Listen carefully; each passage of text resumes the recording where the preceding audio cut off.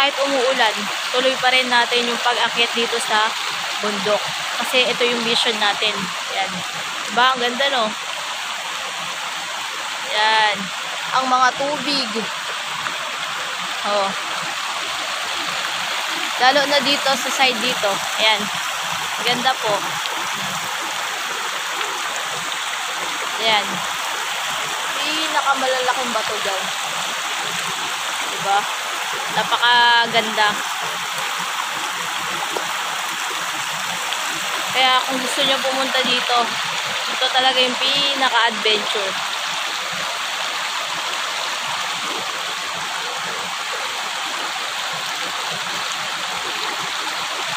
Ang ganda dito. Grabe. Kahit umuulan, go lang. Hindi ka mapapagod. Hello.